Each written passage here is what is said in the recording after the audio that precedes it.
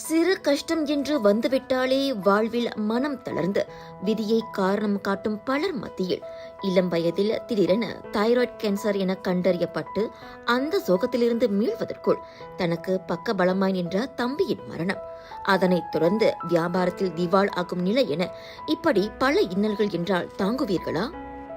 அப்பேற்பட்ட இன்னல்களையும் தாண்டி மீண்டும் தனது விடாமுயற்சியின் மூலம் புதிய உச்சத்தை தொடுவது என்பது சாதாரண விஷயமா?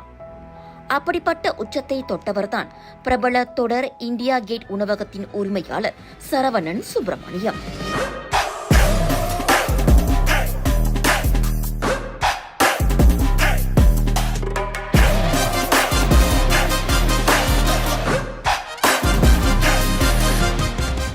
ஸோ நம்ம வெஜிடபிள் வியாபாரம் வந்துட்டு எங்கள் மாமா கிட்ட கற்றுக்கிட்டது அப்புறம் ஒரு 2 வருடம் கழித்து நான் சொந்தமாக வியாபாரம் தொடங்க ஆரம்பிச்சிட்டேன். ஸோ அந்த டைமில் வந்து பார்த்திங்கன்னா ஆல்மோஸ்ட் ஒரு 15 வருடம் வந்துட்டு வெஜிடபிள் ஹோல்சேலராக தான் இருந்தேன்.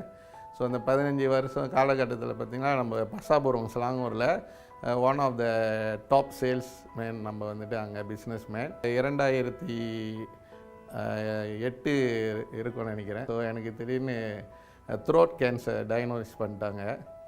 ஸோ அங்கேருந்து என்னோடய டவுன்ஃபால் ஆரம்பிச்சிருச்சு. ஏன்னா ட்ரீட்மெண்ட் ஒரு 8 வருஷம் ட்ரீட்மெண்ட்டு. அதுக்கு நடுவிலே எனக்கு உறுதுணையாக இருந்த என்னோடய கடைசி தம்பி வந்து ஒரு ஆக்சிடெண்ட்டில் இறந்துட்டார்.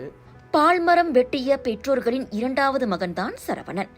குடும்பத்தில் வறுமை வாட்டிய நிலையிலும் எப்படியோ டிப்ளோமா இன் கம்ப்யூட்டர் என்ஜினியரிங் துறையில் மேற்கல்வியை முடித்த இவருக்கு காத்திருந்த சவால் படித்த கல்விக்கு வேலை இல்லை என்பது. நல்ல வேலை கிடைக்கும் வரை காத்திராமல் தாய்மாமாவின் காய்கறி வியாபாரத்தில் உதவச் சென்றவர் பின்னர் படிப்படியாக அந்த தொழிலில் கைத்தேர்ந்தவரானார். முட்டி மோதி சுயதொழிலில் கற்றுக்கொண்ட வியாபார அறிவு பின்னர் தனது 39வது வயதில் பண நெருக்கடியில் இருந்த உணவகத்தை வாங்கி அதை முன்னேற்றும் தைரியத்தை வழங்கியதோடு தற்போது அதை 9 கிளைகள் கொண்ட சாம்ராஜ்யமாக உருவாக்கவும் வித்திட்டதாக கூறுகிறார் இவர். ஸோ இந்தியா கேட்டுன்றது வந்து பார்த்திங்களா, இது ஒரு ஆரம்ப கட்டத்தில் நான் இந்த கடையை விலைக்கு வாங்க போகும்போது எனக்கு பிடிச்சிருந்த அந்த கடையில் ஒரே விஷயம் வந்துட்டு இந்த பேர் தான். ஸோ இந்தியா கேட்னு இருந்துச்சு அந்த கடை. பட்டு கடை உள்ளுக்கு பார்த்திங்களா சிறப்பான ஐட்டங்கள் எதுவும் இல்லை, வியாபாரமும் இல்லை. ஆனால் ஏதோ ஒரு இன்ஸ்பயர்ட் அந்த பேர் வந்து எனக்கு ரொம்ப பிடிச்சிருந்ததுனால தான் அந்த கடையை நம்ம வந்து எடுத்தது. பட் இவ்வளோ அருமையான பேருக்கு வந்துட்டு அதுக்கு தகுந்தாப்பில் ஒரு ரெஸ்டாரண்ட்டும் இல்லை, சர்வீஸும் இல்லை, ஃபுட்டும் இல்லை அந்த டைமில்.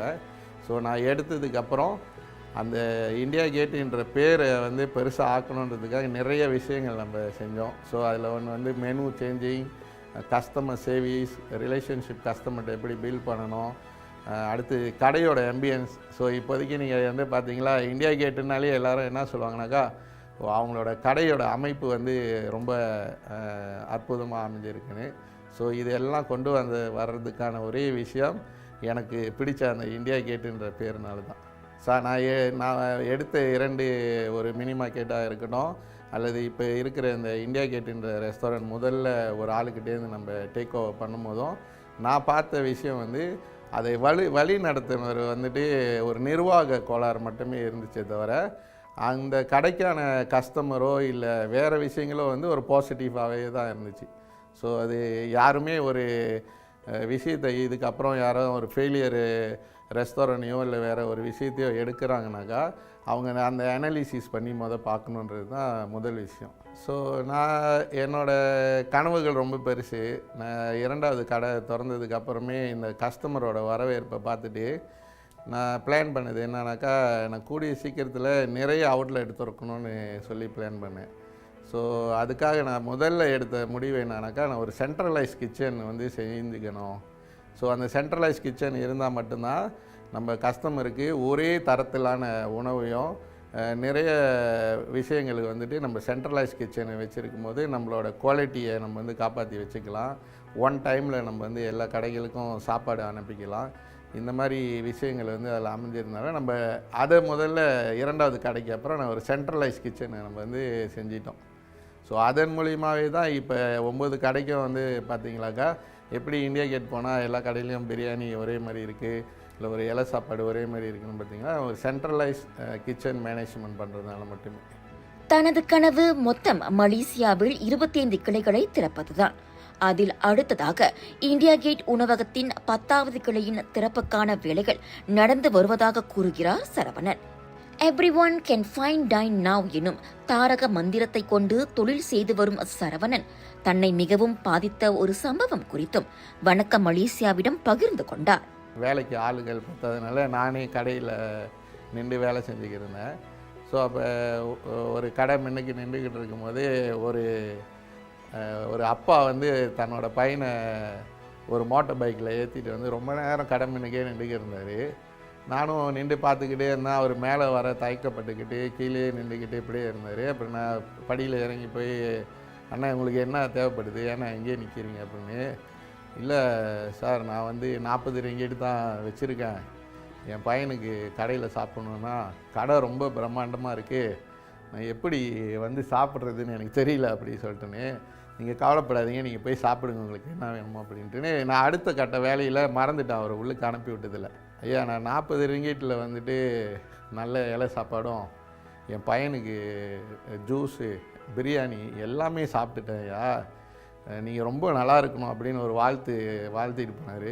ஏன் நான் அவரை பர்டிகுலராக சொல்கிறேன்னாக்கா, நம்ம சின்ன பிள்ளையாக இருக்கும்போது எங்கள் அப்பா வந்து மோட்டார் பைக்கில் ஏற்றிட்டு நம்மளை அங்கே ஒரு சீனா கம்பம் இருக்கும், ஒரு 50 காசு மீ வாங்கிறதுக்கே நாங்கள் ரொம்ப ஏக்கமாக இருப்போம். ஒரு சம்பளம் போட்டுட்டானா எங்களுக்கு ட்ரீட் கொடுப்பாங்க எங்கள் பேரண்ட்ஸு. ஸோ அந்த மோட்டார் பைக்கில் ஏற்றிட்டு போய் சாப்பாடு வாங்கி கொடுத்த அந்த பேரண்ட்ஸ் நினைப்பு எனக்கு வந்துருச்சு. அப்போ அந்த மாதிரி மக்களும் நம்ம இடையில இன்னும் இருக்காங்க. அப்படின்றதுனால தான் இந்தியா கேட்டில் வந்து ஒரு மோட்டோ எடுத்துகிட்டு வந்தேன், everyone can find time now அப்படி சொல்லிட்டுன்னு. இன்றைக்கும் நீங்கள் பார்த்தீங்களா, இந்தியா கேட்டில் ஒரு 21 ஐட்டம் கொடுத்து ஒரு இலை சாப்பாடு வெறும் 14 வெள்ளி 90 காசுக்கு தான் நம்ம கொடுக்குறோம். அது என்னன்னாக்கா, மக்களோட பிளெஸ்ஸிங் எப்பயுமே நம்மளுக்கு ஒரு சைட்டில் இருந்துக்கிட்டே இருந்தால் தான் அது சப்போர்ட்டாகவும் நம்மளுக்கு இருக்கும், அது பிளெஸ்ஸிங்காகவும் நம்மளுக்கு இருக்கும் அப்படின்றதில்ல. வெறுமனே வியாபாரம் தொடங்கினும் பணம் ஈட்டினும் என்றிருக்கக்கூடாது. சிறந்ததில் சிறந்ததாக இருக்க வேண்டும் என்பது போல தொழில் புத்தாக்கம் என்பது எப்போதுமே இருக்க வேண்டும். அதுதான் தொழில்துறையில் நாம் தொடர்ந்து நினைத்திருக்க வழிவகுக்கும் என்கிறார் சரவணன். அப்படி இவரது த்ரோபிகானா உணவக கிளை 5 நட்சத்திர கோல்ஃப் கிளப்பில் அமைந்துள்ள முதல் இந்திய உணவகம் என்ற அந்தஸ்தை பெற்றிருக்கிறது. அது மட்டுமல்லாது தனது சென்டர் கிச்சனுக்கும் ஹலால் சான்றிதழையும் பெற்றிருக்கிறார் இவர். ஸோ நம்மளோட அந்த மேனேஜ்மெண்ட் வந்து நம்மளை அப்ரோச் பண்ணும்போது, இந்தமாதிரி இந்தியன் ரெஸ்டாரண்ட் உள்ளுக்கு வரணும் அப்படின்னு நினைக்கும் போது ஒரு 4-5 ரெஸ்டாரண்ட் வந்துட்டு இன்டர்வியூக்கு போயிருந்தாங்க. பட் ஃபைனலி அவங்க வந்து இந்தியா கேட்டு தான் சூஸ் பண்ணாங்க. ஸோ அதுக்கான காரணம் மெயின் என்னன்னு பார்த்தீங்களாக்கா, ஒன்று நம்மளோட கடையோட ஆம்பியன்ஸ் வந்துட்டு ரொம்ப ஒரு அழகான முறையில் நம்ம கொடுக்குறோம். ரெண்டாவது அவங்களுக்கு வந்து நம்மளோட மெனூஸ் நல்லா பிடிச்சிருந்தது. ரெண்டாவது நம்மளோட சேவிஸ் வந்துட்டு அவங்க வந்துட்டு சேவை பண்ணி பார்த்ததில் நம்ம இன்றைக்கும் வந்து பார்த்திங்களா, கூகுளோ அல்லது வந்து ஃபேஸ்புக்லேயோ வந்துட்டு 4.9 ரிவ்யூஸ் வச்சுருக்கோம். ஸோ அது வந்து ஒரு இந்தியன் ரெஸ்டாரண்ட் வந்துட்டு ஒரு சேவிஸை மெயின்டைன் பண்ணுறது வந்து ஒரு சாதாரண விஷயம் இல்லை. பட் இந்தியா கேட் என்றைக்குமே அதில் வந்து பார்த்திங்களாக்கா ரொம்ப முக்கியத்துவம் கொடுப்பேன். கஸ்டமரோட சேவிஸ் தான் வந்து பார்த்திங்களா, நீங்கள் என்ன தான் அழகான ஒரு கடை கொடுத்தாலும், அமைப்பு கொடுத்தாலும், என்ன நல்ல உணவு கொடுத்தாலும், அந்த கஸ்டமருக்கு நம்ம கொடுக்குற சேவிஸ் வந்து ரொம்ப இம்பார்ட்டன்ட். ஸோ இதனாலேயே வந்து எங்களுக்கு அங்கேருந்து அழைப்பு வந்தது. வியாபாரத்தை தொடங்க முதலீடு என்பது பெரும் பங்கு வகிக்கிறது என்றாலும் அதனை முறையாக நிர்வகிப்பது என்பது மிக அவசியம். அதுவே ஒரு தொழிலை அடுத்த கட்டத்திற்கு இட்டுச் செல்லும் என்கிறார் தற்போது சுமார் 300 தொழிலாளர்களை கொண்டுள்ள சரவணன். இதையே தானும் கடைபிடித்து வருவதாகவும் இளம் தொழில் முனைவர்களும் இந்த அம்சத்தையே கருத்தில் கொள்ள வேண்டும் என்கிறார் இவர். அவங்களோட எண்ணத்தில் எனக்கு இது இருந்தால் போதும்னு நினைக்கிறவங்கள நம்ம எதுவும் செய்ய முடியாது. கண்டிப்பாக நான் ஏதாவது சாதிக்கணும்னு நினைக்கிறவங்க ரொம்ப ஹார்ட் ஒர்க்கிங் போட்டு ஆகணும். சேலஞ்சிங் மைண்ட் செட்டில் இருக்கணும். அவங்க வந்துட்டு எது எடுத்தாலும் அது ஒரு சேலஞ்சிங்காக எடுத்துக்கிட்டு நம்ம அடுத்த கட்டத்துக்கு நகர்ந்து போகணும் அப்படின்றது அவங்க எடுத்துக்கணும். மண்ணினுள் விதைக்கப்பட்ட விதை எப்படி மண்ணையும் கற்களையும் தள்ளிக்கொண்டு முளைத்து வெளி உலகிற்கு வருகிறதோ அதே போல முன்னேற்றம் நம்மை முடிவில்லாமல் தொடர வேண்டுமானால் நாமும் தடைகளை தகர்த்தெறியும் மனப்பான்மையையும் திறனையும் வளர்த்துக் கொள்ள வேண்டும். அதற்கு இந்தியா கேட் உணவக நிறுவனரும் இயக்குனருமான சரவணன் சுப்பிரமணியம் மிகச்சிறந்த எடுத்துக்காட்டு. வாழ்க்கையில் துவண்டு விழுந்த சூழலிலும் முடங்கி விடாமல் அதனை எதிர்த்து போராடி தனது வியாபாரத்தில் பீறுநடை போடும் சரவணன் மேலும் வெற்றியடைய வாழ்த்துவோம்.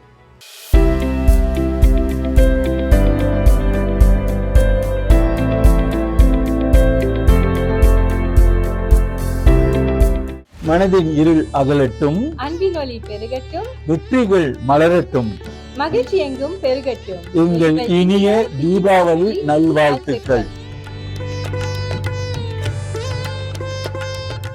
நீங்கள் அனைவரும் குடும்பத்தோடு குதூகலமாக, மிகவும் சிக்கனமாக, சிறப்பாக, பாதுகாப்புடன் இந்த வர தீபாவளியை கொண்டாட வேண்டும். அனைவருக்கும் என் இனிய தீபாவளி நல்வாழ்த்துக்கள்.